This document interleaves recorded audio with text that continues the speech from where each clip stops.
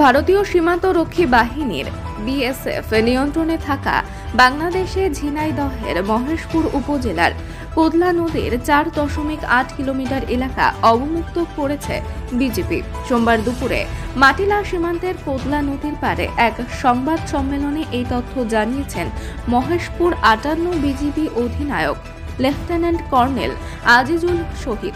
তিনি বলেন, 58 বিজিবি মাটিলা সীমান্তের কোল ঘেঁষে কোদলা নদী বহমান। এই নদীর 4.8 কিলোমিটার বাংলাদেশের ভূখণ্ডের মধ্যে অবস্থিত। তবে এ যাবৎকাল বাংলাদেশের লোকজন নদীতে কোনো রকম কাজকর্ম করতে পারতেন না। মাছ ধরা কিংবা প্রয়োজনীয় কাজ করতে দিলে বাধা দেওয়া হতো।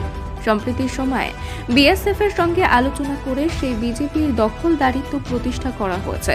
এখন থেকে বাংলাদেশের লোকজন নদীর সব কিছু দখল করতে পারবেন।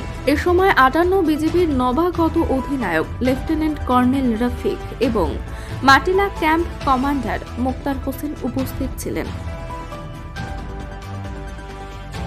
সুপরিকল্পিত চিন্তা ভাবনায় এবং আমাদের উপর যে পেশাদারিত্ব ছিল তার দিক নির্দেশনায় ইনশাল্লাহ আমরা এই কোদালিয়া নদীটা আগে আমাদের বাংলাদেশের কৃষকরা নদীতে নামতে পারত না, বাধার সৃষ্টি করত বিএসএফ।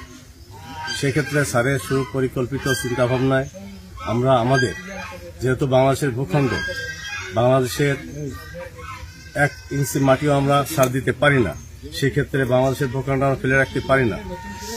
স্যারের দিক নির্দেশনায় আমরা ইনশাল্লাহ এই নদীতে অবমুক্ত করতে পেরেছি এবং আমাদের বাংলাদেশের কৃষক যারা আছেন তারা সুন্দরভাবে নদীতে এখন চাষাবাদ করতে পারতেছেন, কোন প্রকার বাধা সৃষ্টি হচ্ছে না।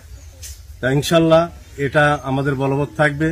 বিজেপি যতদিন আছে ইনশাল্লাহ এটাকে বজায় রাখবে এবং বাংলাদেশের ভূখণ্ড যাতে 1 ইঞ্চি মাটি অন্য রাষ্ট্রের কাছে যেতে না পারে সেদিকে আমরা সর্বাত্মক চেষ্টা করে যাব। এজন্য কৃতজ্ঞতার জন্য মোট কথা আমাদের মাননীয় অধিনায়ক সাহেব আছেন, তাকে আমি আমার অন্তরস্থল থেকে তাকে আমি সাধুবাদ জানাই যে তার সুপরিকল্পিত দিক নির্দেশনা আমরা ইনশাল্লাহ কাজ করতে পেরেছি। আগে আমাদের ঝামেলা ছিল, এখন কোনো সমস্যা নেই। জমি আমরা চাষ করতে পারছি, এর আগে আমরা চাষ করতে পারতাম না।